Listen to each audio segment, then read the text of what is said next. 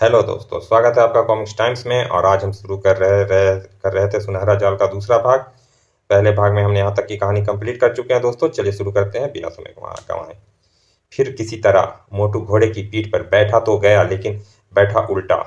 अबे घोड़े की दुम, उल्टा क्यों भागता है? सीधा भाग, कहीं रास्ते में आरटीओ मिल गया तो तेरा चालान कर देगा। भला घोड़े पर बैठ पर मोटू की बात का क्या असर पड़ता? उल्टा मोटू ने जैसे ही संभलने के इरादे से मजबूती से उसकी पूंछ पकड़ी तो उसे मोटू का इस प्रकार पूंछ पकड़ना पसंद नहीं आया, और वो एक पल के लिए अगले पैर पर खड़ा अपने अगले पैरों पर खड़ा हुआ। अरे बाप रे, ही नहीं। और दूसरे ही पल वह द्रुत गति से दौड़ने लगा। बचाओ बचाओ, हाय हाय। उधर उस रात थानेदार पटाका सिंह रात की गश्त पर था कि बचाओ गुप्ता, गाड़ी लिंक रोड की ओर मोड़ो, लगता है उधर कोई मुसीबत में है। फिर यह देखिए साहब, लगता है कोई अनाड़ी घुड़सवार है। हाँ, लेकिन है खतरे में, जल्दी करो। जी साहब, बचाओ शीघ्र ही। गुप्ता, जीप रोको। Yes sir. तेज रफ्तार से दौड़ती जीप का एक झटके से रुकी, और चूंकि घोड़े की लगाम पटाका सिंह के हाथ में थी, अतः लगाम पर जोर पड़ते ही हिन हिन हिन हिन, हाय थप, हाय मेरी माँ, बन गया मेरी कमर का कमरा। अरे मोटू, यह सब क्या चक्कर है? तुम इतनी रात गए? इंस्पेक्टर अंकल, यह सब मैं बाद में बताऊंगा। पहले आप जल्दी से जल्दी मेरे साथ जोधपुर चलने की तैयारी कीजिए, क्योंकि वहां डाकू टब्बर सिंह और उसके साथी अपने किसी पुराने दुश्मन की घात में गए हैं। क्या? पर यह सब तुम्हें कैसे मालूम हुआ? डाकू मेरे सामने जोधपुर गांव गए हैं, और उनके पीछे पीछे अपने कुकबरान भैया भी गए हैं।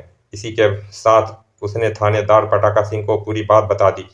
उसकी पूरी बात सुनते ही थानेदार पटाका सिंह ने जीप पर लगे वायरलेस सेट से तुरंत हेडक्वार्टर से संपर्क किया। सर, इमरजेंसी, फौरन स्पेशल फोर्स लिंक रोड पर भिजवाइए। Over and all. Okay, over and all. शीघ्र ही अति अतिरिक्त फोर्स की एक लॉरी लिंक रोड पर पहुंच गई। ड्राइवर, गाड़ी जीप के पीछे लाओ। Yes sir. अगले ही पल थानेदार पटाका सिंह पुलिस दल के साथ जोधपुर गांव की ओर चल पड़ा।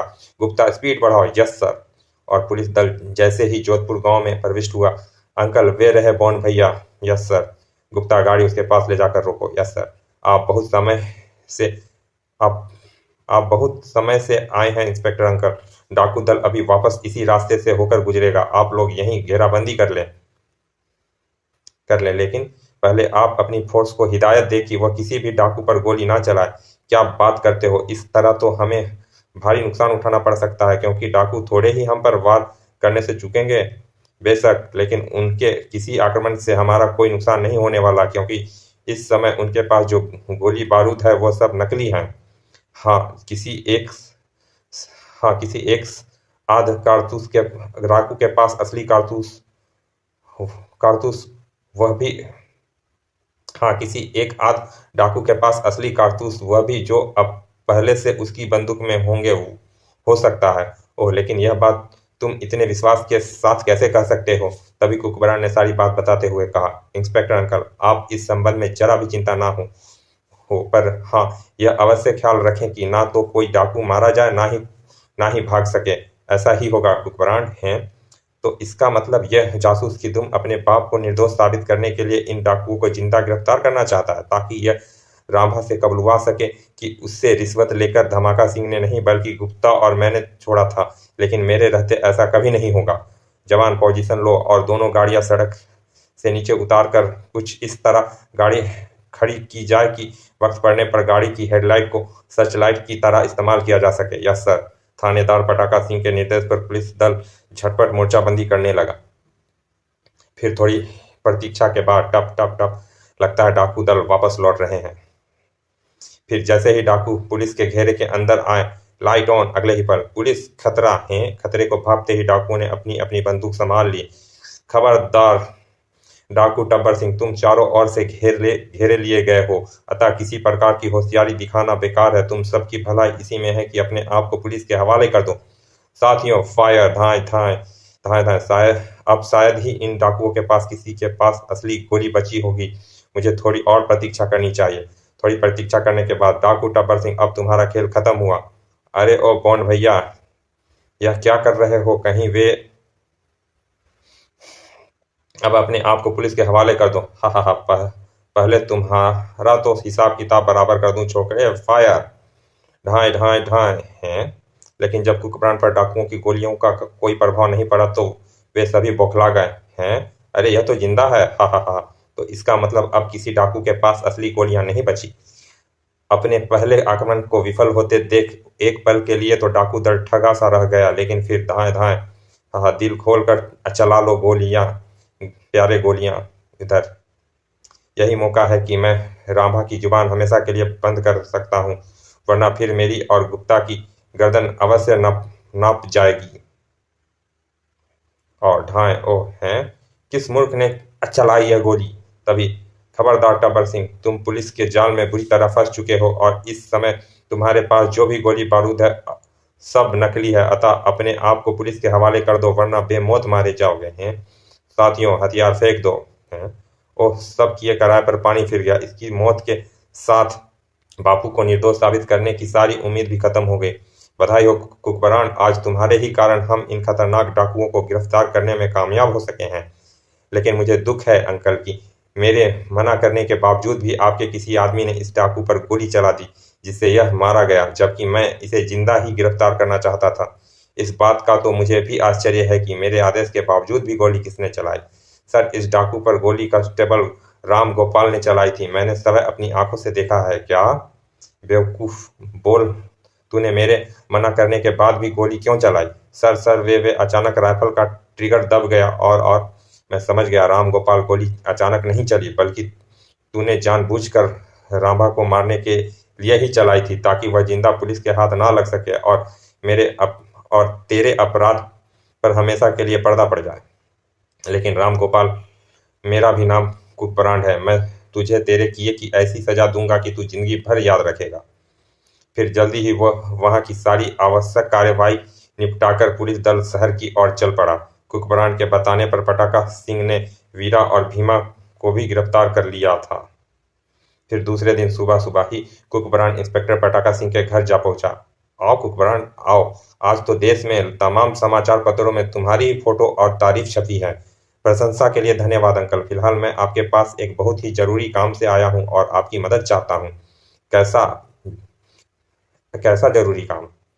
इंस्पेक्टर अंकल, पहले तो आपको मेरी तरह यह यकीन करना होगा कि मेरा बापू निर्दोष है, लेकिन मेरे यह मानने ना मानने से क्या फर्क पड़ता है? अदालत तो अपना फैसला दे चुकी है। अंकल, यदि आप मेरी मदद करें तो मैं अदालत को अपना फैसला बदलने पर मजबूर कर दूंगा। मैं सिद्ध कर दूंगा कि डाकू राभा को रिश्वत देकर मेरे बापू ने नहीं, बल्कि गुप्ता और राम गोपाल ने छोड़ा था और उन्होंने ही मेरे बापू को फंसाया था। यह तुम क्या कह रहे हो? मेरी तो कुछ समझ में नहीं आ रहा। आप मेरी योजना सुन लीजिए, फिर आप खुद ही समझ जाएंगे कि असली चक्कर क्या है और इस मामले में आप भी मेरी मदद किस प्रकार कर सकते हैं। फिर कुकबरान अपनी योजना थानेदार पटाका सिंह को बताने लगा। उसकी पूरी योजना सुनकर, कुकबरान, तुम्हारी योजना तो वाकई बहुत जानदार है। यदि गुप्ता और राम गोपाल वास्तव में दोषी हुए तो अवश्य ही पकड़े जाएंगे। तुम्हारी सहायता अवश्य करूंगा। धन्यवाद अंकल। अच्छा, अब मैं चलता हूँ। फिर उसी दिन शाम को थाने में ट्रिन ट्रिन। हेलो, हाँ, मैं थाना इंचार्ज पटाका सिंह बोल रहा हूँ। हाँ हाँ, ठीक है, फौरन पहुंच रहा हूँ, तुम वहीं रहना। फिर गुप्ता, तुम फौरन जीप बाहर निकालो। राम गोपाल, तुम सब लोग भी सशस्त्र तैयार होकर चलो, होकर जल्दी जीप में बैठो, मैं अभी आता हूँ। यस सर, शीघ्र ही। कहाँ चल रहे हैं सर? होटल अंबर। हमें सूचना मिली है कि उस होटल में दो पार्टी के बीच लाखों की तस्करी का सौदा हो रहा है। जीप दौड़ पड़ी। फिर जैसे ही जीप होटल अंबर पहुंची, सर, तस्कर पार्टी रूम नंबर 9 में है। ठीक है। अगले ही पल पुलिस दल होटल के 9 नंबर कमरे का दरवाजा खटखटा रही थी। खटखट, दरवाजा खोलो वरना हम दरवाजा तोड़ देंगे। जब काफी देर तक दरवाजा खटखटाने के बावजूद भी किसी ने अंदर से दरवाजा नहीं खोला तो दरवाजा तोड़ दो। अगले ही पल धड़ाक धड़ाक, शीघ्र ही। खबरदार, भागने की कोशिश मत करना वरना गोली मार दूंगा। खटाक। भागते हुए उन दोनों व्यक्तियों को तुरंत पकड़ लिया गया। सर, वे देखिए, दो व्यक्ति भागने की कोशिश कर रहे हैं।